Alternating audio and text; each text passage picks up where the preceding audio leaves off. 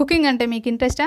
అయితే మీ ఇంట్రెస్ట్‌కి మా ఫార్ములాస్‌ని యాడ్ చేయాలంటే పక్కనున్న సబ్స్క్రైబ్ నొక్కేసి గంట కొట్టేయండి. హలో అండి, welcome back to our channel cooking formula 2.0. ఈరోజు మనం చూడబోయే రెసిపీ ఏంటంటే దసరా నవరాత్రుల స్పెషల్ ప్రసాదం రెసిపీస్లో 5వ రోజు చేసుకునే దధ్యోజనం రెసిపీని మంచి టెక్స్చర్తో చాలా సింపుల్గా చాలా క్విక్గా అయ్యేలా ఎలా చేసుకోవాలనేది ఇప్పుడు మనం చూసేద్దాం.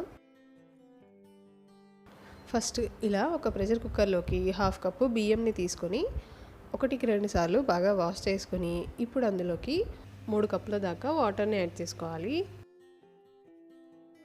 ఇప్పుడు కాసేపు మూత పెట్టేసి ఒక 20 నుండి 30 నిమిషాల పాటు నానబెట్టుకోవాలి.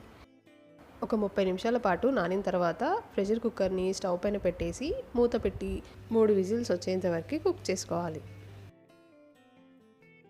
3 విజిల్స్ వచ్చిన తర్వాత స్టవ్ ఆఫ్ చేసుకొని పక్కకు దించుకొని ఇలా దాని ప్రెషర్ అంతా పోయిన తర్వాత మూత తీసి చూడాలి. ఇలా మీడియం ఫ్లేమ్లో ఉడికిస్తే కనుక అన్నం మరీ ముద్దలాగా కాకుండా చక్కగా ఉడుకుతుందన్నమాట. ఇప్పుడు ఇందులోకి టేస్ట్కి సరిపడా సాల్ట్ని వేసుకొని ఒకసారి అంతా మిక్స్ చేసుకోవాలి.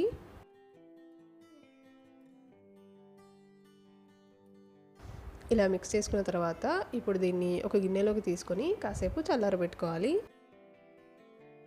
అన్నం చల్లారేలోపు మనం దీంట్లోకి పోపు రెడీ చేసుకుందాం. దానికోసం స్టవ్ పైన ప్యాన్ పెట్టుకొని దాంట్లోకి 3 నుండి 4 టేబుల్ స్పూన్ల ఆయిల్ని యాడ్ చేసుకోవాలి. ఆయిల్ కాస్త హీట్ అయిన తర్వాత దాంట్లోకి 1/2 టేబుల్ స్పూన్ ఆవాలు, 1/2 టేబుల్ స్పూన్ జీలకర్రని వేసుకోవాలి.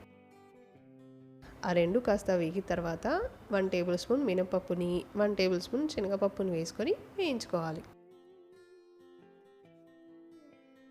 ఆ రెండు కాస్త వేగిన తర్వాత అందులోకి ఇలా 2 పచ్చిమిర్చిని చిన్న ముక్కల్లాగా కట్ చేసుకొని యాడ్ చేసుకోవాలి.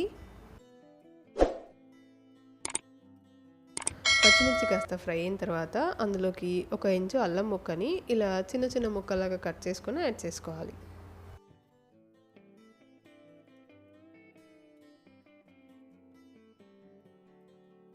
నెక్స్ట్ అందులోనే 1 టేబుల్ స్పూన్ మిరియాలను కూడా యాడ్ చేసుకొని ఫ్రై చేసుకోవాలి.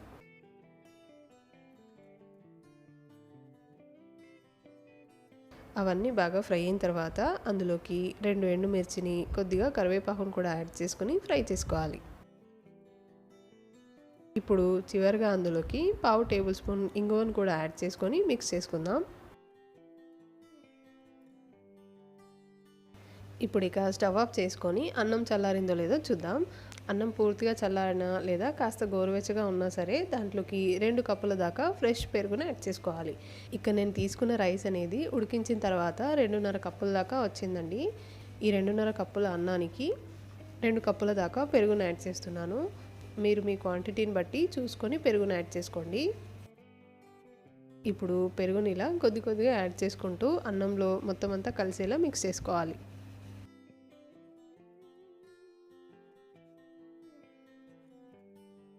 ఇక నేను చూపిస్తున్న కన్సిస్టెన్సీ వచ్చేలా పెరుగును యాడ్ చేసుకొని మిక్స్ చేసుకోండి. ఇప్పుడు ఇందులోకి ఇందాక మనం రెడీ చేసి పెట్టుకున్న పోపును యాడ్ చేసుకొని అంతా కలిసేలా బాగా మిక్స్ చేసుకోవాలి.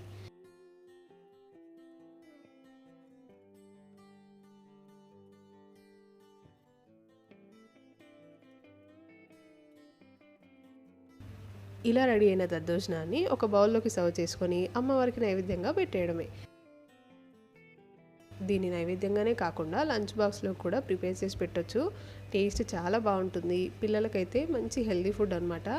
సో ఇంకే మీరు ఇంట్లో ఇలా దద్దోజనాన్ని ట్రై చేసి మీకు ఎలా కుదిరింది అనేది నాకు కామెంట్ సెక్షన్లో షేర్ చేయండి. ఇప్పుడైతే థ్యాంక్స్ ఫర్ వాచింగ్ అండి. ఈ వీడియో కనుక మీకు నచ్చినట్లయితే లైక్ చేయండి, షేర్ చేయండి. ఇలాంటి మరెన్నో మంచి మంచి రెసిపీస్ కోసం subscribe to our channel cooking formula 2.0.